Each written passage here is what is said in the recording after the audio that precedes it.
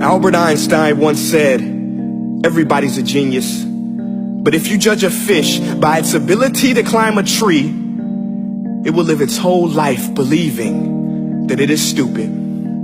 Ladies and gentlemen of the jury, today on trial we have modern day schooling. Glad you could come. Not only does he make fish climb trees, but also makes them climb down and do a 10-mile run. Tell me, school, are you proud of the things you've done? Turning millions of people into robots, do you find that fun? Do you realize how many kids relate to that fish swimming upstream in class, never finding their gifts, thinking they are stupid, believing they are useless? Well, the time has come, no more excuses. I call school to the stand and accuse him of killing creativity, individuality, and being intellectually abusive. He's an ancient institution that has outlived his usage.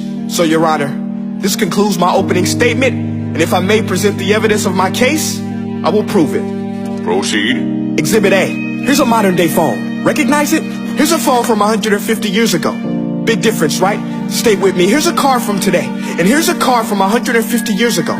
Big difference, right? Well, get this. Here's a classroom of today, and here's a class we used 150 years ago. Now ain't that a shame? In literally more than a century, nothing has changed. Yet you claim to prepare students for the future? But with evidence like that, I must ask, do you prepare students for the future or the past? I did a background check on you and let the record show that you were made to train people to work in factories, which explains why you put students in straight rows, nice and neat, tell them sit still, raise your hand if you want to speak, give them a short break to eat, and for 8 hours a day, tell them what to think. Oh, and make them compete to get an A letter which determines product quality, hence grade A of meat. I get it. Back then, times were different. We all have a past. I myself am no Gandhi. But today, we don't need to make robot zombies. The world has progressed. And now we need people who think creatively, innovatively, critically, independently, with the ability to connect. See, every scientist will tell you that no two brains are the same. And every parent with 2 or more children will confirm that claim. So please explain why you treat students like cookie cutter frames or snapback hats, giving them this one-size-fits-all crap. Watch your language. Sorry, Your Honor, but if a doctor prescribed the exact same medicine to all of his patients, the results will be tragic. So many people will get sick, yet when it comes to school, this is exactly what happens. This educational malpractice, where one teacher stands in front of 20 kids, each one having different strengths, different needs, different gifts, different dreams, and you teach the same thing the same way? That's horrific. Ladies and gentlemen, the defendant should not be acquitted. This may be one of the worst criminal offenses ever to be committed. And let's mention the way you treat your employees. Objection. Overruled. I want to hear this. It's a shame. I mean, teachers have the most important job on the planet, yet they're underpaid? No wonder so many students are short-changed. Let's be honest. Teachers should earn just as much as doctors, because a doctor can do heart surgery and save the life of a kid. But a great teacher can reach the heart of that kid and allow him to truly live. See, teachers are heroes that often get blamed, but they're not the problem. They work in a system without many options or rights. Curriculums are created by policymakers, most of which have never taught a day in their life. Just obsessed with standardized tests. They think bubbling in a multiple choice question will determine success. That's outlandish.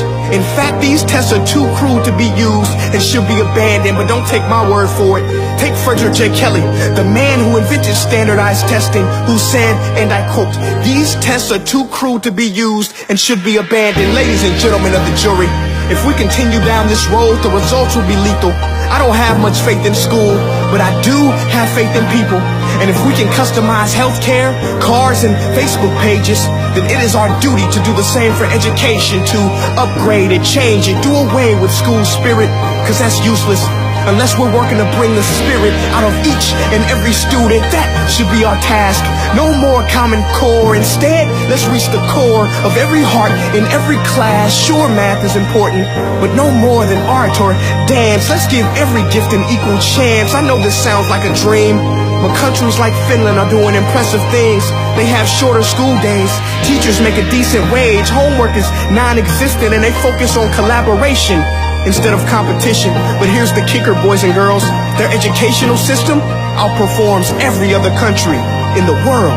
Other places like Singapore are succeeding rapidly. Schools like Montessori, programs like Khan Academy. There is no single solution, but let's get moving.